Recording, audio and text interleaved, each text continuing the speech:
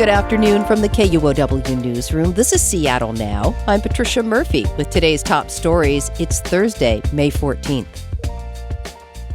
The King County Medical Examiner's Office has identified the University of Washington student who was killed on Sunday as Juniper Blessing. She was 19. Seattle police say the suspect is in King County Jail. Derek Wong has more. Seattle police told KUOW this morning that the 31-year-old man turned himself into Bellevue police last night around 10:20. That was a few hours after SPD posted photos of the suspect online. He's currently being held in the King County Jail. The man is suspected of killing a University of Washington student Sunday night at an off-campus student apartment complex just north of the University Village Shopping Center. No word yet about a possible motive. Derek Wong, KUOW News. Meanwhile, advocates for transgender people say they're hosting a community and healing event. It's happening on Saturday at 4 p.m. at Sylvan Grove on the Seattle campus. The Seattle School Board has voted unanimously to close one of its alternative high school campuses. As Noelle Gasca reports, the shutdown is due to declining enrollment. Middle College High School gives students in the 9th through 12th grade the chance to earn college credits on top of their high school diploma. The school highlighted small class sizes at its 2 campuses as a benefit for students. But enrollment has been dropping. Middle College's site at Seattle Central College saw the student body go from 42 students to 36 during the school year. The district says at this point, there aren't enough students to generate funding for staffing. Rising 12th and 11th graders will be able to continue their college classes at Seattle Central.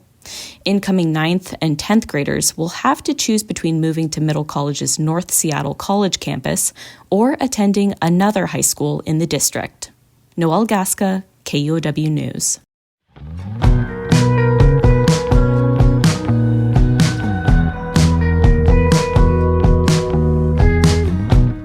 Here's something you probably already knew.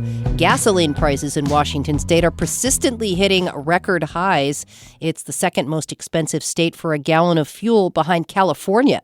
State government reporter Sarah Mises-Tan has more. War in Iran has been driving up fuel prices for all states, but Washington's prices in particular have ballooned to over $6 a gallon in some areas. And that's making drivers worried. Once it gets above $5, a red light goes on in many minds. Scott Montgomery is a geoscientist and professor at the University of Washington. He studies oil and gas trends. And he says Washington's lack of an income tax also puts upward pressure on prices. The state gas tax is relatively high. The state also has a carbon emissions program called the Climate Commitment Act that adds another 50 cents to every gallon. While some states consider a gas tax holiday, Washington is unlikely to do so because taxes fund so much of the state's transportation budget. In Olympia, I'm Sarah Mises-Tan. A jury has ordered Boeing to pay nearly $50 million to the family of a woman who died in the 2019 737 MAX crash in Ethiopia. Samia Rose Stumo was among those killed in the second of 2 deadly 737 MAX crashes that occurred overseas. Boeing and the Department of Justice eventually reached an agreement that protected the company from facing criminal charges.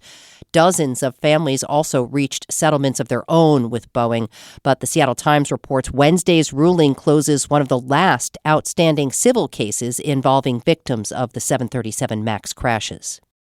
While Washington deals with another drought this year, a major hydropower producer in the state says it's not expecting any major impacts. Seattle City Light gets between 80 and 90% of its power from hydropower.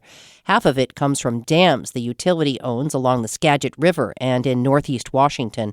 Although snowpack in the state remains at critically low levels, the utility stored water in reservoirs behind the dams during earlier rainfalls.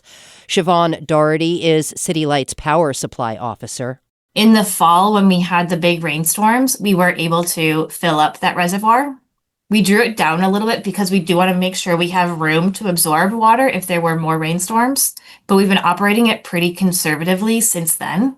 The current water level at Ross Reservoir, the utility's largest, is higher than at this time in previous years.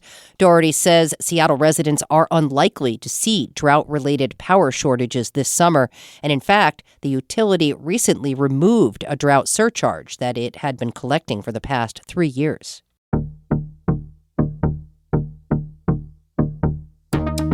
Another dead gray whale has washed ashore in Washington state, this time on Whidbey Island near North Sunset Beach. It's the 19th case so far this year. No word yet if this whale, like many of the others, died of malnutrition. This time of year, gray whales are migrating thousands of miles from the equator to the Arctic. The Taproot Theater in Greenwood says performances won't be interrupted this summer as it works on repairs caused by vandalism. More now from KNKX arts and culture reporter Freddie Menares. In April, vandals stole copper wiring from 2 of the theater's 3 HVAC systems. Karen Lund is the theater's producing artistic director. She says the copper wire wasn't worth much money. So suddenly, for less than $100, we're talking about over $100,000 or more worth of damages. In fact, the theater says, to replace the system will cost at least $400,000. Lund says more than 800 individuals have helped the theater reach 3/4 of that goal. I don't know whether you go to work and cry every day, but I've been starting to go to work and cry every day because it's just been overwhelming to realize the goodness and the kindness of the people of Seattle. Construction on the new HVAC system is expected to start this week, and programming will not be interrupted, including the theater's current play, Barefoot in the Park, which runs through June 20th. In Seattle, I'm Freddie Menares. Hey, here's a different way to watch those upcoming FIFA World Cup soccer matches in Seattle. The Seattle Sounders and Reign are hosting what they call a first-of-its-kind floating mini pitch that will sit on top of a barge in Elliott Bay next to Pier 62. That's where fans will be able to watch the matches on a huge video screen. No word yet on how much tickets for the floating pitch will cost. The first World Cup match will be played here in Seattle on June 15th. Next time on Seattle Now, it's Casual Friday. We'll talk about Pike Place Market's newest pilot program, the Sip and Stroll, and concerns that people might get too wild.